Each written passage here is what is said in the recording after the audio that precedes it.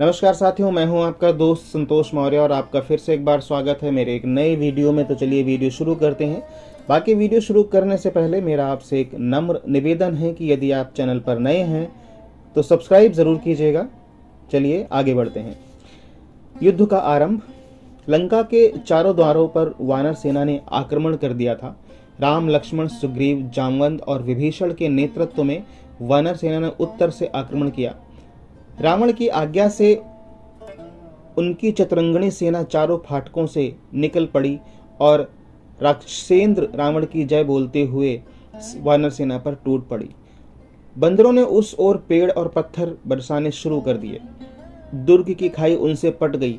बंदर किलकारी मारते हुए कोट पर चढ़ गए और राक्षसों को पकड़ पकड़ कर नीचे फेंकने लगे। दांत, नाखून, थप्पड़ और घूंसा उनके हथियार थे। राक्षस उन्हें शूल और तलवारों से काट रहे थे। युद्ध बहुत भयंकर था। हाथियों के चिंघाड़ने, घोड़ों के हिनहिनाने और रथों के घरघराहट का कोलाहल चारों ओर भर गया। दोनों ओर के बहुत से वीर मारे गए। श्री राम के बाणों के आगे जो भी आया मारा गया। लड़ते लड़ते शाम हो गई। अब मेघनाद ने अपनी ओर का मोर्चा संभाला। युवराज अंगद उसके घोड़ों और सारथी को मार डाला। तब वो छिपकर युद्ध करने लगा। माया के कारण किसी को दिखाई नहीं देता था। उसने सारी वानर सेना को अपने पैने बाणों से छेद डाला और नाग बाणों से राम लक्ष्मण को मूर्छित कर दिया। विजय घोष करता हुआ वो लंका लौट गया। अपने पिता को बताया कि राम लक्ष्मण मारे गए। राम के जाने का समाचार सुनकर रावण खुश हुआ। मेघनाद को गले लगाया और उसकी वीरता की प्रशंसा करने लगा। करता भी क्यों नहीं, पुत्र जो था। अशोक वाटिका से राक्षसों को बुलाकर रावण ने कहा, पुष्पक विमान में सीता को ले जाकर दिखा दो कि राम और लक्ष्मण मारे गए। वो अपनी आंखों से यह दृश्य देख लें। राक्षसियों ने रावण की आज्ञा का पालन किया। राम लक्ष्मण को पड़ा देखकर सीता रोने लगी। तब त्रिजटा ने कहा, देखो, इनके मुख पर मृत्यु का कोई चिन्ह नहीं है। वो केवल मूर्छित हैं। थोड़ी देर में उठ बैठेंगे। विमान अशोक वाटिका को लौट गया। इधर राम लक्ष्मण को अचेत देखकर सुग्रीव रोने लगे। विभीषण ने उन्हें धैर्य बंधाते हुए कहा कि ये समय रोने का नहीं है। अपनी सेनाएं संभालिए, मैं राम लक्ष्मण की चिकित्सा का प्रबंध करता हूँ। थोड़ी देर में राम की मूर्छा टूटी। उन्होंने लक्ष्मण को अचेत और खून से लथपथ देखा। वो तरह तरह से विलाप करने लगे। मैं माता सुमित्रा को अब कैसे क्या मुंह दिखाऊंगा। हाय, मैं विभीषण को लंका का राज न दे सका। सुग्रीव, तुम सेना लेकर किष्किंधा लौट जाओ, मैं भी यहीं प्राण दे दूंगा। तभी विभीषण गदा लिए आते दिखाई दिए। वानरों ने समझा कि मेघनाद फिर आ गया। उनमें भगदड़ मच गई। जामवन ने सबको बताया कि मेघनाद नहीं, महात्मा विभीषण है। श्री राम को विलाप करते देख विभीषण ने समझाया कि वीर पुरुष रणभूमि में रोते नहीं हैं। शोक से उत्साह का नाश होता है और सब काम बिगड़ जाते हैं। आप तो वीर शिरोमणि हैं और हम सबको रास्ता दिखाने वाले हैं। लक्ष्मण चिकित्सा से उठ जाएंगे, वो केवल मूर्छित हैं।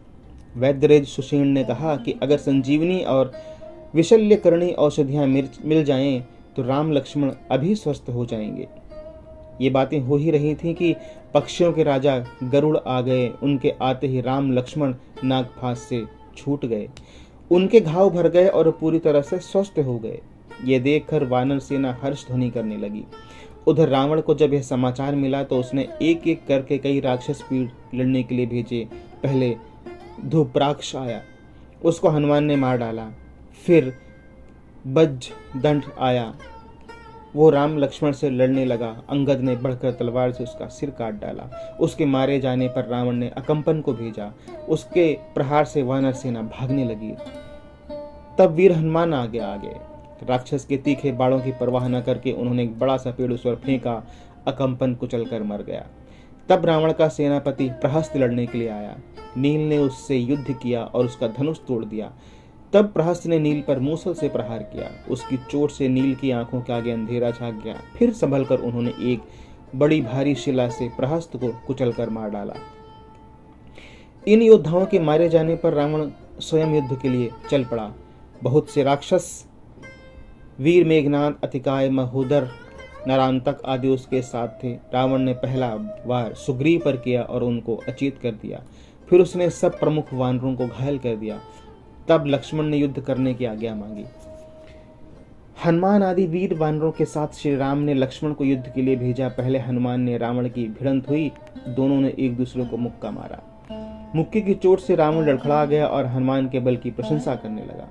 अब लक्ष्मण और रावण का बाण युद्ध होने लगा। पहले रावण ने बाणों की मार से लक्ष्मण को विचलित कर दिया। लक्ष्मण ने रोष करके रावण का धनुष काट दिया और बाणों से उसका शरीर छेद डाला। उसे लगा कि लक्ष्मण प्राण ही ले लेंगे।